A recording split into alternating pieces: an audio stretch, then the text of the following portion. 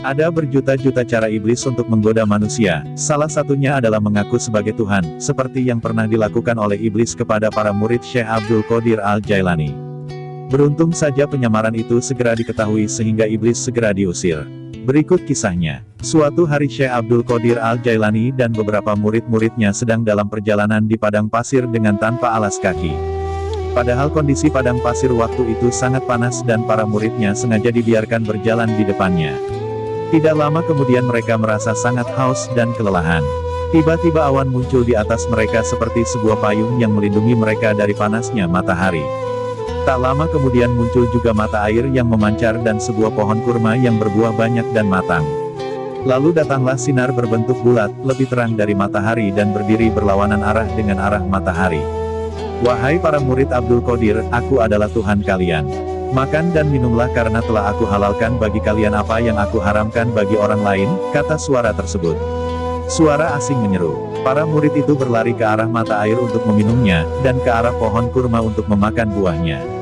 Akan tetapi Syekh Abdul Qadir mencegahnya, lantas ulama tasawuf itu berteriak. Aku berlindung kepada Allah dari godaan syaitan yang terkutuk, ucapnya waktu itu.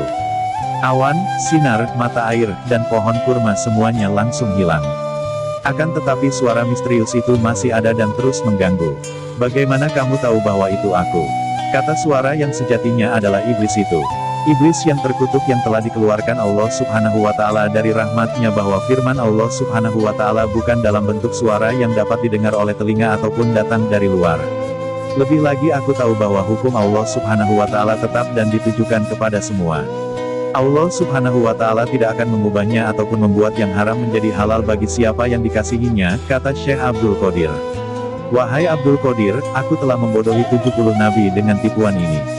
Pengetahuanmu begitu luar biasa dan kebijakanmu lebih besar daripada nabi-nabi itu, jawab iblis.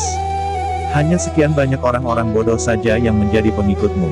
Aku berlindung darimu kepada Tuhanku yang maha mendengar dan maha mengetahui. Karena bukanlah pengetahuanku ataupun kebijakanku yang menyelamatkanku darimu, tetapi hanya dengan rahmat dari Tuhanku, bentak Syekh Abdul Qadir. Orang yang ikhlas. Setelah iblis mengaku menyerah menggoda Syekh Abdul Qadir, ia langsung menghilang menjauh dari ulama yang terkenal itu. Namun demikian iblis tidak akan putus asa dan berhenti menggoda manusia. Semua yang digoda iblis akan terpengaruh kecuali orang-orang yang ikhlas dalam beribadah.